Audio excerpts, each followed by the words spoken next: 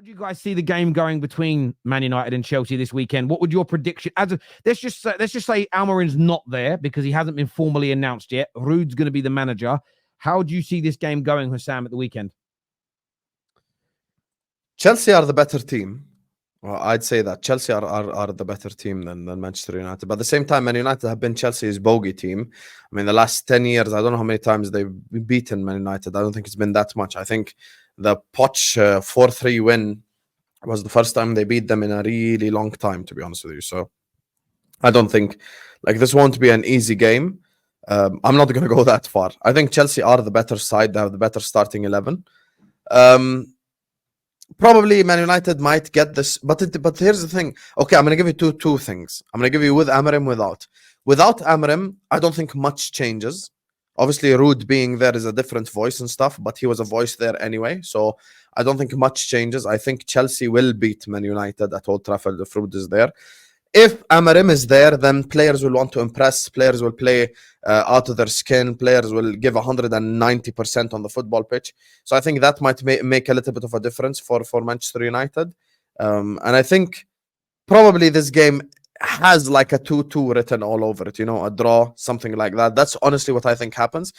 But if you tell me right now you have to choose one winner in that game, I will have to say Chelsea, because they've been in a very good form, obviously, this season. They've lost to Liverpool, which you expect, because we're better. But other than that, I think Chelsea are a good side, and they're getting better. So I'll probably say Chelsea, to be honest with you, can win. But it's not impossible that United will win. Yeah, I'm going to say 40-20. What is this new percentages and favorites and stuff, bro? 40% Chelsea win, 40% draw, 20% United win. I think Chelsea gonna win it with 2+ goal margins, to be honest, at Old Trafford. It's not because if Amorim comes in, he's gonna need a little bit of time to implement the 3-4-3, or I don't know if he's gonna play 4 at the back. Sometime, yeah. It can't turn around quickly. No, it can't turn around quickly. I don't think a lot of time, they find a lot of time. Like the rest of the season, no. I think that Chelsea will win this game. They are in a better form than Man United. They're more established.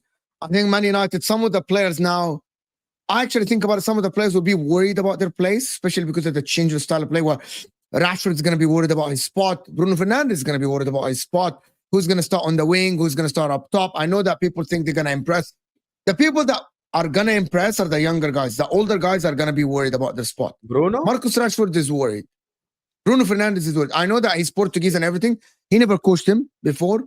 Yes, he did. Check the facts. I did check it yesterday. When did he? Amorim coached Bruno for a year, I think. No. They missed it. They missed each other. March 2020. So, okay, March 2020 is when Amorim took over Sporting. January 2020, right before COVID, is when Bruno left Sporting to go to Man United. Okay. So he never coached him. Bruno Fernandes, the problem with Bruno Fernandes is that based on, I watched the video that Terry did yesterday, and I watched another video that Mina posted the other day about how he plays, and I watched some games. He plays 3-4-3. Bruno Fernandes doesn't have a spot. In that formation that he plays, Bruno Fernandes doesn't have a place in that spot. He doesn't play in the two defensive midfielders plays, and he doesn't play on the side. So the only guy that is in this team that doesn't have a spot, unless it's built around him to change, is Bruno. Yeah, I think so. That's why I think Bruno, and he's the captain, is going to be worried. That's why I'm saying. I think that the player going to impress. I think some of the senior players will be worried a little bit about their place at the team instead of being to impress. Yeah. I think that makes sense. Look, do you know one thing I'm not going to do this time around? And I think Man United content creators have done this on numerous times with new managers. Who's going to cook and who's going to be sold? Who's going to make it? Who isn't? I'm going to say this now. Barring Ugarte, because there's history there. Lenny Euro as well. I think he's too talented. Lisandro. But again, even Lisandro, I'm not putting him in it. And actually, Onana, I think, might do quite well. Outside of those three players, I'm not putting bets on anybody making it or anybody going. I've got no idea. I've got genuinely... When I say that, we can all guess. I've got a gut feeling, but I'm just not even putting it out there, really. I'm not worried about it. This weekend's going to be a really interesting game for me, and I think that... And tonight is going to... If we had Amorim, I predict to win. If we don't have him, I'm waiting to see what happens tonight against Leicester before I make a prediction. And I mean that because I feel that It's Leicester City, Terry. Have some shame. Come on. no, but this is what you got to remember. And I think that, again, as a Liverpool fan, think back before it was Klopp, right? Think back before even the good Brendan Rodgers days. You, man, were so bad back then that you would struggle against teams of this current Leicester's level, right? So when you started to improve and get better, you noticed that you had to notice a difference. If we go out tonight under Rude and there's a freedom and there's a kind of happiness and the weight's off everybody's shoulders, and we put three or four goals past them, look comfortable, win well, then I believe we can beat Chelsea. I believe it'd be a close game still. If we go out there tonight and it looks very similar to Ten Hag's, where it's sluggish and we don't really look like we know what we're doing, then I think Chelsea are going to win. So I need to see today's game because I need to see what the players' attitude is like. I need to see how the players are moving and feeling. One really interesting story that came out, though, which I thought was really intriguing, is some of the stories I thought were a little bit harsh. Like, okay, I don't think Ten Hag's failed because he's changed where the lockers are in the dressing room and stuff. I think that stuff's crazy. The one thing I do think that stands out is every time we didn't perform well or win, he put in extra training, and the players were feeling exhausted. And he believed that was the right way to improve his team. And I can only go by my own personal experiences of being an athlete back in the day, that there is such thing as too much training. And our tournaments were a little bit different. We had regular tournaments each month, but we had big tournaments 3 or 4 times a year. We obviously had the World Championships at the end of the year. There was the French Open, the British Open, the US Open were our biggest tournaments. And we would train in a way and even compete in a way where we would try our best to try and taper down to those events. Now, I understand that playing week in, week out is a little bit different, but I still think there needs to be an element of recovery and tapering to try and get to your peak levels that week. If you're losing a game on a Saturday and got another game on a Wednesday, but you're then being put through absolutely like gut-wrenching training sessions the day after, and you're not really recovering properly, no one else is. The successful teams are not doing that, and they continue to be successful. So I don't see how creating a method that nobody uses to be successful or maintain success is going to stop a team, is going to take a team from struggling to making them successful. Do you get where I'm coming from? Like, I understand discipline. I understand letting them know who's boss, but the best teams in the world didn't train as regularly or as hard as we did. Therefore, how could we ever think that was going to work?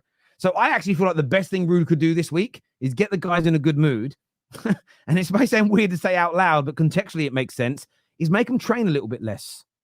And they might feel, like our players have said, they were being put through strenuous training the day before big games, and they were feeling knackered. Of course you would, because whenever you play a big game, the next day you recover. But we weren't doing that. We were being made to play another fucking game in training. I just hope that sort of stuff stops, really. Super chats we're going to jump into now. This here says that Rude should get this season, then Amarin next season to fully fix the United squad. No. It's just Nope, you're just delaying the process. No, I disagree with that wholeheartedly, my friend. I really, really do. This super chat here says Amarin, Ted's, it's easy. I don't know what that means. Amarim Ted. I don't know. What does that mean, Sean? You're a Liverpool fan, so you must be sarcastic, but fine. But we want to understand the joke. Yeah, it doesn't make sense. Doesn't make sense. Rewrite it maybe. Where will United finish with Amarin to the panel this season? Gut feeling 6th. I don't fucking know. I had them 6th before the season started, so I'm gonna just say 6th. Then you changed to like 9th with Ten Hag. No, I put Spurs 9th. I'm going 6th for. I would 6th, right 6th. now. Yeah, I'm gonna gut feeling right now without a ball being kicked. I'm gonna say 6th as well. I think the squad's good enough. Amarin will do well at United, but United fans are demanding top 4 already. Look, anyone who's demanding top 4, what I have noticed, and I'm not going to go too deep on this, there are some Man United fans. I've already seen their tweets. I've already seen their content on TikTok and other places. They're already planting the seed to start the Amarin in, the Amarin out brigade. Some do this thing where they go over the top.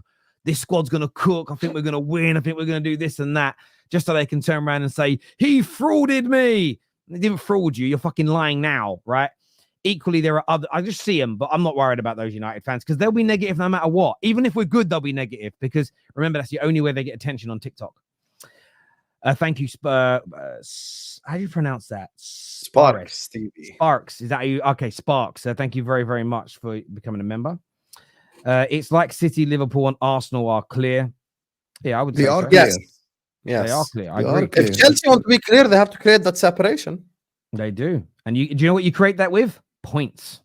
It's Yes. the only actual, but that and trophies are the only two things, because league positions don't always count. And I'll give you an example.